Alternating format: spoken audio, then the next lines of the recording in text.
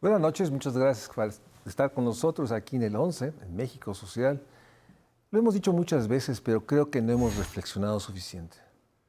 Nuestra realidad, como quiera que la describamos, desigualdades, pobreza, marginación, vulnerabilidades, requiere, exige mejores gobiernos.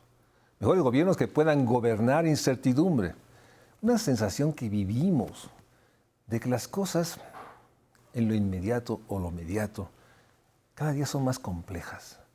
Por eso me da mucho gusto tener aquí en el estudio a alguien, amigo, sin duda profesor, maestro, doctor, que ha estudiado la difícil tarea de gobernar o lo complejo que es gobernar. Por eso muchas gracias, doctor Eduardo Rivero, de estar con nosotros y poder realmente introducir un tema que es mayor. Recientemente la UNAM decidió, digamos, instalar un programa universitario de estudios de gobierno. Suena sorprendente que nuestra universidad, ¿sí?, haya tomado esta decisión muy recientemente, a menos de un año de meses. Entonces quisiera que empezáramos con esta reflexión. ¿Por qué es importante que una universidad, la UNAM, tenga una área específica para comprender, conocer, enseñar, reflexionar gobierno? ¿Por qué es tan importante y por qué esta iniciativa que está hoy yo digo que empezando a darse, era tan importante para nuestra universidad? Bueno, en primer lugar, maestro Mario Luis, muchas gracias por esta gran oportunidad de estar en este espacio tan acreditado, en este espacio que profundiza en temas esenciales de la vida de México. Y muchas gracias por permitirme abordar este tema. El programa universitario de gobierno surge como una iniciativa del exrector Enrique Grauer, a raíz de hacer una reflexión. ¿Por qué las grandes universidades del mundo, desde Harvard, Oxford, Yale, la Sorbona, la Complutense, en fin, etcétera, tenían una escuela de gobierno? Y en México, nuestra querida UNAM no tenía una escuela de gobierno, no tiene una escuela de gobierno. Él estuvo meditando mucho sobre esto y decidió, desde hace aproximadamente 3 años, que empezáramos a trabajar en este diseño sobre la escuela de gobierno. Una de las bases que hubo para este análisis y esta decisión del señor rector es un estudio muy amplio que hay de la OECD sobre las escuelas de gobierno en el mundo. Eso fue uno de los elementos que ayudó en aquel proceso de reflexión. Dimos los primeros pasos formulando un primer diplomado inspirado en la horizontalidad de la universidad, con 2 facultades, Ciencias Políticas y Derecho, después 4 facultades, agregando Economía, agregando a Catlán y finalmente a Filosofía y a Contaduría y Administración.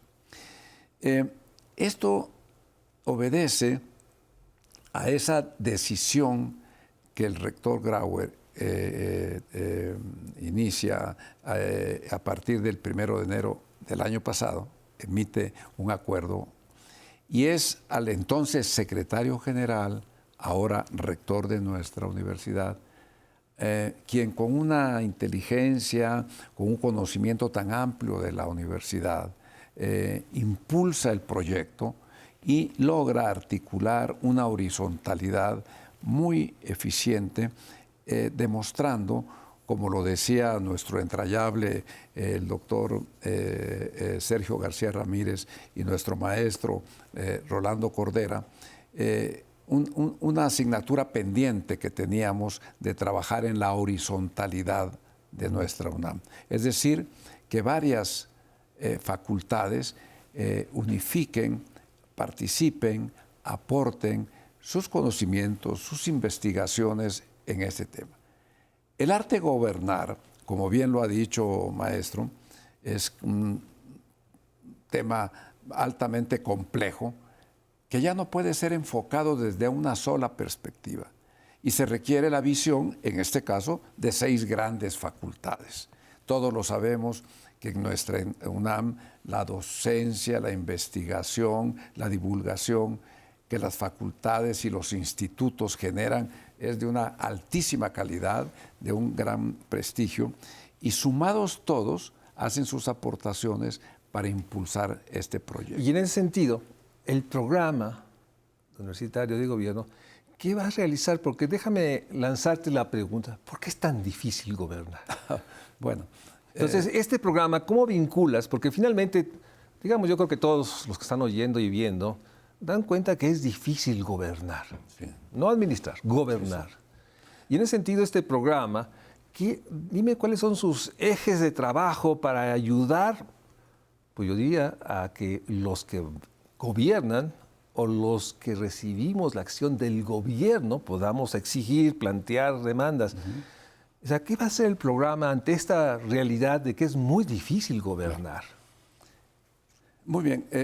Antes de responder esta tan compleja pregunta, decirte, si es difícil gobernar, también es difícil interpretar, ver cómo podemos aportar. O sea, pensar gobierno es difícil. Claro, por supuesto. Bien.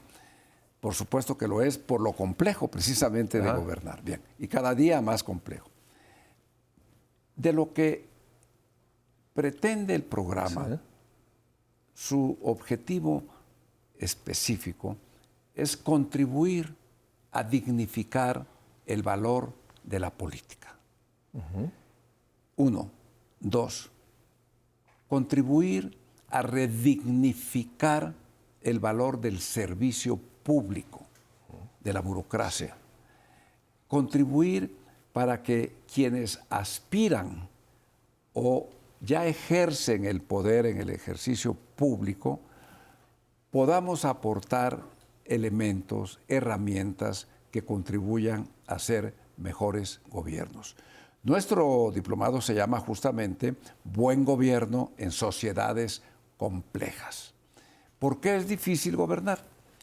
Bueno, es una pregunta que necesitaríamos no un programa, sino un seminario. Así es. Para contestarla. Tú lo sabes muy bien, eres un estudioso y experto en el tema.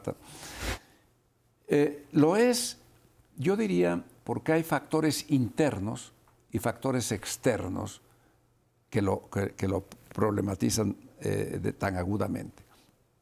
Los internos, que tienen que ver con quien ejerce el poder, con quien está al frente y es el responsable en la toma de decisiones. Y quien así, ese gobernante está sujeto a una serie de elementos recordemos, de los vicios privados y de las virtudes públicas. Eso es un elemento fundamental, ¿sí? Porque finalmente quien toma las decisiones tiene una serie de elementos que influyen desde la administración del tiempo, la toma de decisiones y sobre todo, sometido, no te olvides, de la enfermedad del poder. Pitágoras hace 2500 años descubrió la enfermedad del poder, la hibris. Así y los gobernantes, todos están sujetos a esa enfermedad. Eso es por lo que hace al gobernante. Ahora, por lo que hace a las acciones externas, bueno, hay un sinnúmero de acciones que tienen que ver con cuestiones externas que no están directamente relacionadas con la administración del gobierno, ¿no? Cuestiones geopolíticas, cuestiones en estos casos de una pandemia, del narcotráfico, de muchos elementos adicionales que tiene que sortear y que tiene que gobernar. Entonces, la tarea de gobernarse para poder gobernar, en síntesis. Déjame una reflexión última para irnos al corte. Estamos hablando de gobernar, no de administrar. Claro. Y ahí donde esa es la gran diferencia. Esa es la gran diferencia. Una cosa es gobernar y otra cosa es administrar. Es decir, para gobernar requieres poder y administración. Con solo poder, sin administración, no es eficiente. Con pura administración, sin poder, no es eficiente. Y en ese sentido, déjame adicionar algo que tú has escrito, porque tú has estudiado mucho más este tema. Se requiere poder, poder democrático. Pues claro. Se quiere administración, eficiencia, eficacia, pero también una idea hacia dónde, una idea de futuro. Claro. Que esa es la parte que me gustaría, regresando al corte, hablemos, porque el programa universitario de gobierno de la UNAM no solo tiene esta claridad y esta enorme convicción de vincularse, porque si algo exige gobernar, es una visión de la complejidad, desde todas las ciencias, desde todas las, digamos, de las ideas del mundo. Pero también se requiere tener una visión, una idea. Y lo que ha hecho el programa universitario de gobierno en la UNAM es convocar, yo diría que a expertos del mundo a pensar el futuro. De eso lo haremos regresando de corte.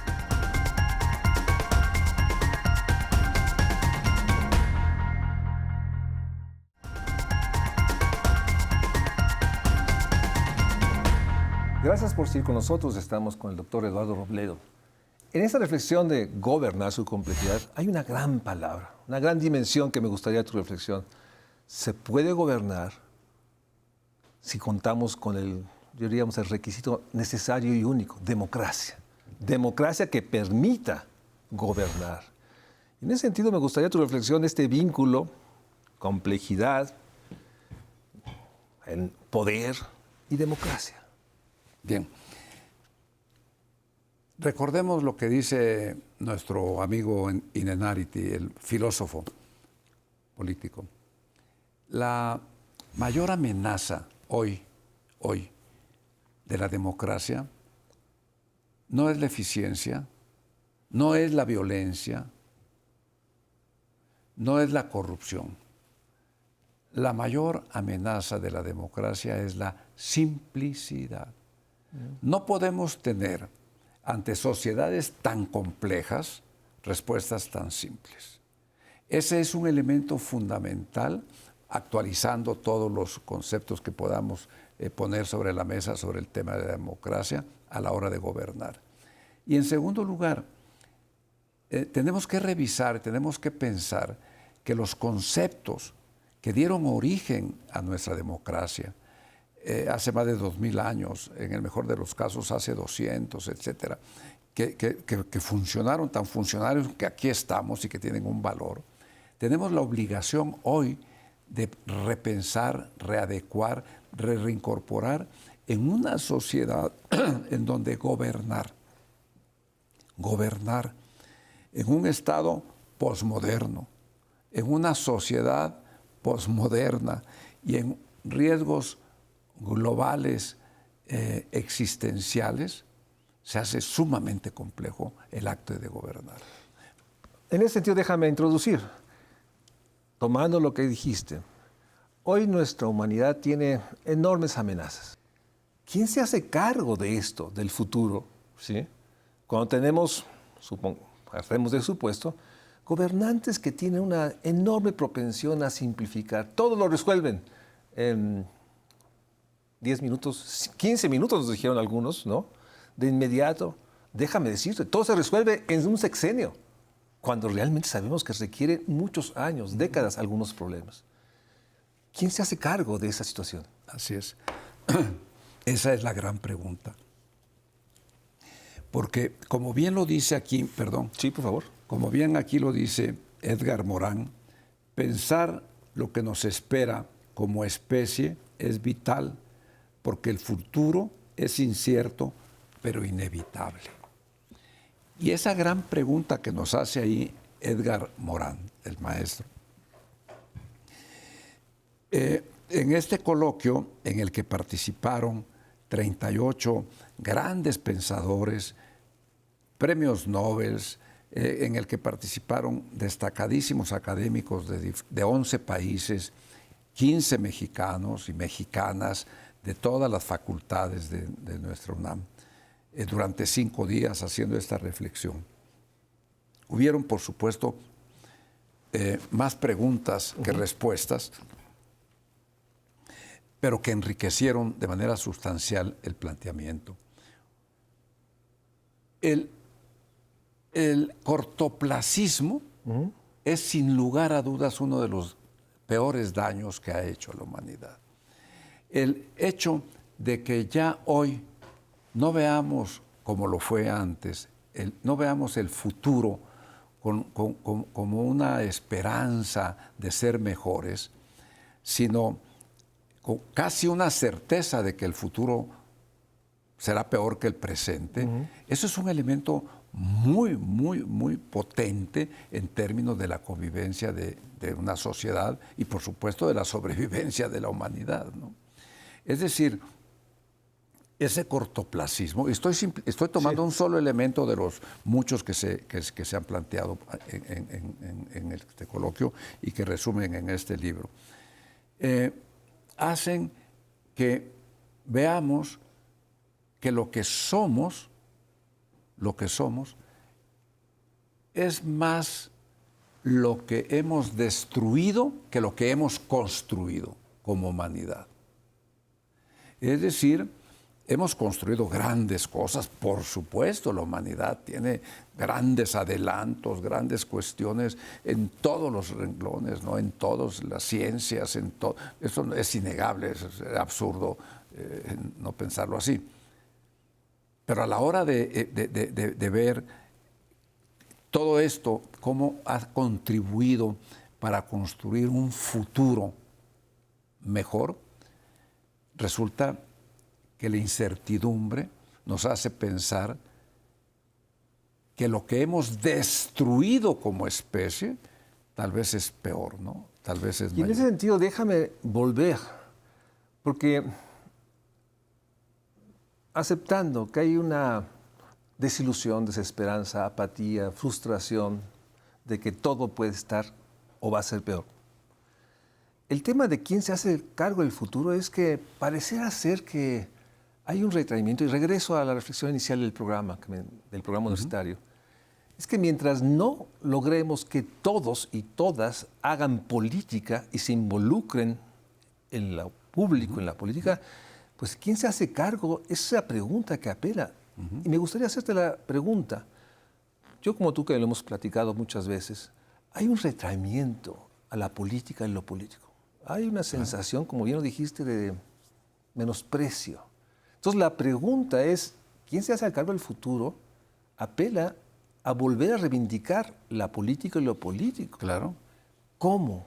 ¿Cómo hacerlo? ¿Cómo desde el programa universitario de gobierno? Porque quien se hace cargo del futuro es hacer que todos nos hagamos cargo del futuro. Eso es lo que nos estás diciendo, sí. O nos estás provocando. Provocando. ¿No? Entonces me gustaría que reflexiones sobre esta enorme tarea de, que lo dijiste, reivindicar lo político, la política, la democracia, y no esta percepción de que nadie se hace cargo, que sería la otra pregunta. Claro. Sí, evidentemente que la acción del gobierno es esencial, de los gobiernos es esencial, eso está fuera de duda.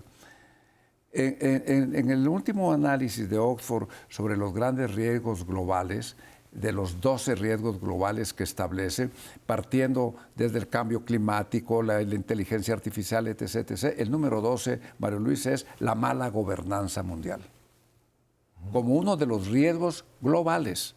Bien, partiendo de ahí, por supuesto que los gobiernos tienen, pero tenemos una responsabilidad todos, la sociedad tenemos una responsabilidad.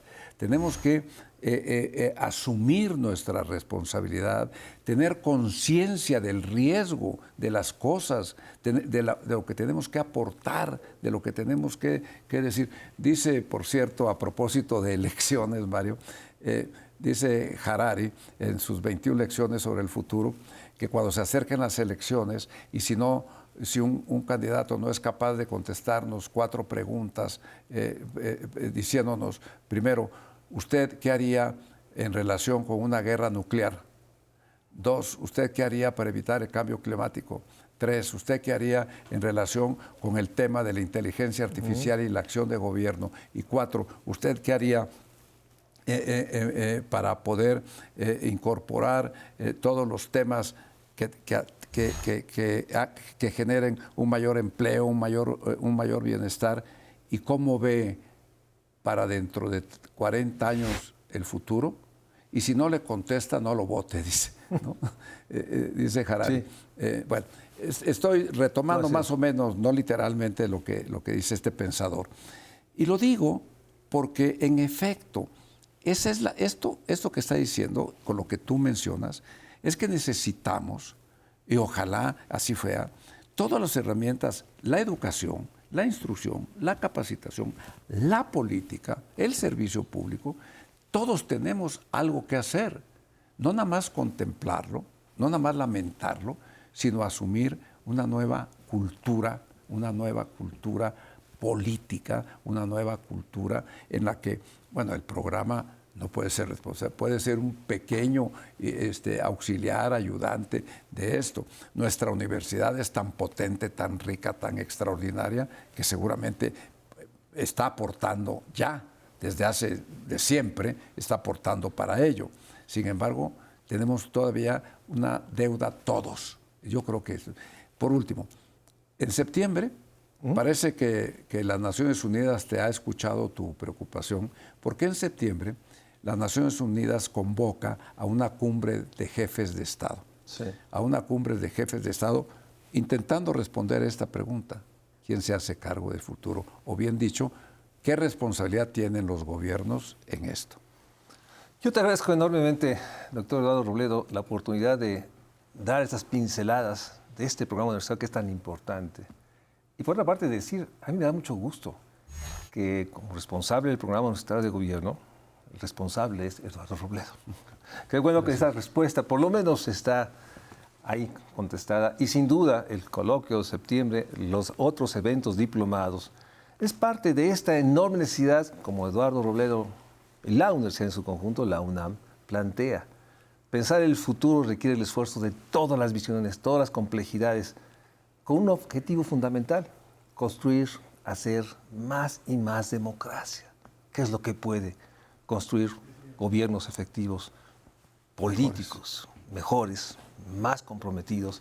Y en ese sentido, gracias Eduardo Robledo por presentarnos. Por favor, consulten su página, estarán los datos. Hay que darle seguimiento a este programa. Exacto. Lo primero que tendríamos que pedirles es leer este libro. Por ahí podríamos empezar, los que no hemos empezado. Y decirles que este libro tiene una enorme fortaleza que no está en línea completo, todas las presentaciones, todos. Gracias por acompañarme, gracias Eduardo Robledo, qué gusto. Muchas gracias. Buenas noches.